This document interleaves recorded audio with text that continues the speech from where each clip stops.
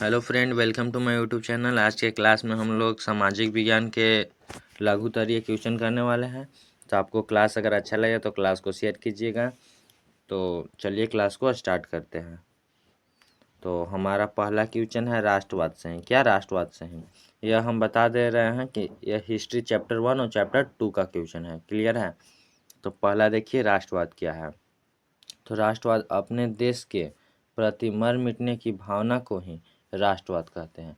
यानी अपने देश के प्रति समर्पित होने की भावना को ही राष्ट्रवाद कहते हैं। क्लियर है?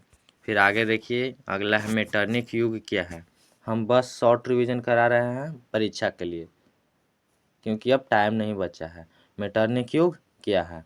तो मेटरनिक युग देख लीजिए।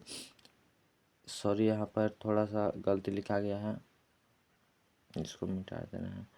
ऑस्ट्रिया का चांसलर, यहाँ गलती लिखा गया है। ऑस्ट्रिया का चांसलर था मेटरनिक।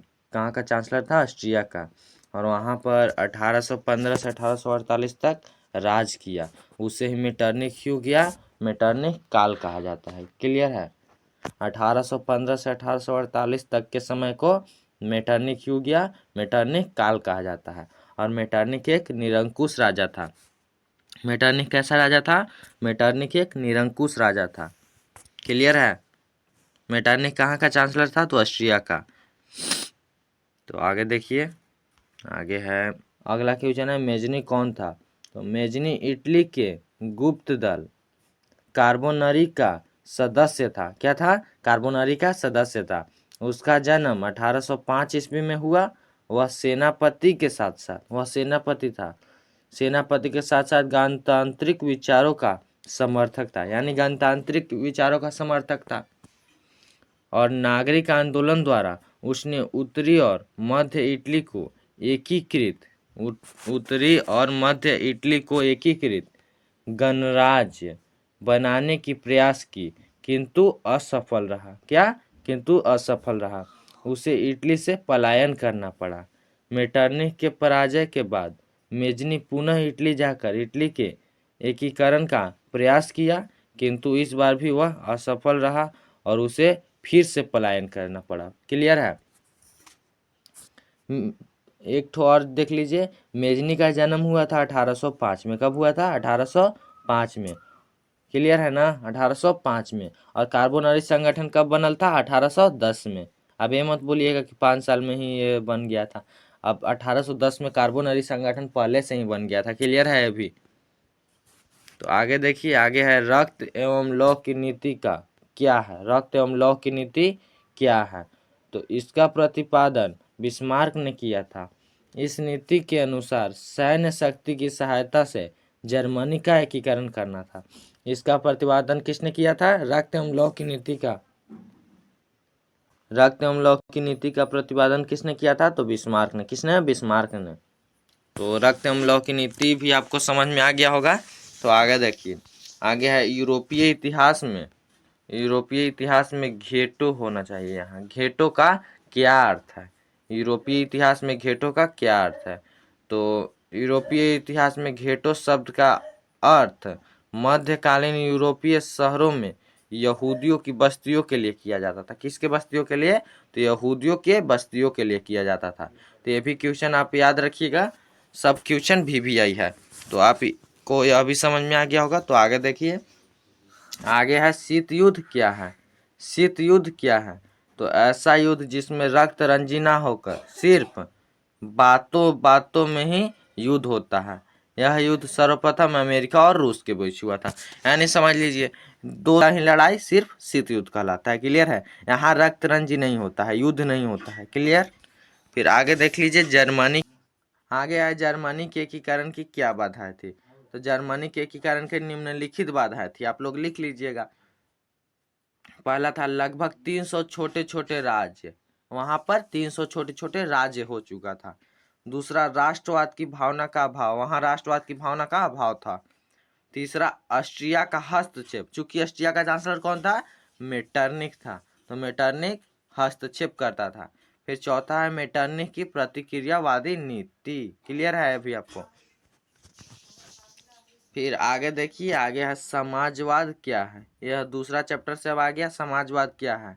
तो उत्पादन, वितरण एवं लाभ पर राष्ट्र तथा समाज का नियंत्रण और आर्थिक एवं सामाजिक समानता समाजवाद कहलाता है। क्लियर है?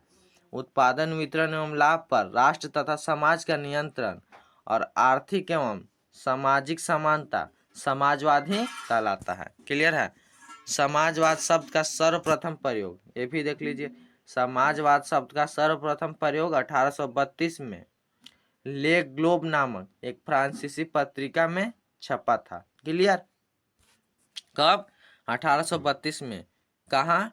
फ्रांस में, फ्रांसीसी पत्रिका ले ग्लोब में छपा था। क्लियर है? फिर आगे देखिए, समाजवाद का जनक किन्हें कहा जाता है? तो समाजवाद का जनक कार्ल मार्क्स को कहा जाता है। किन्हें? समाजवाद का जनक कार्ल मार्क्स को कहा जाता है। अगला देखिए, पूंजीवाद क्या है?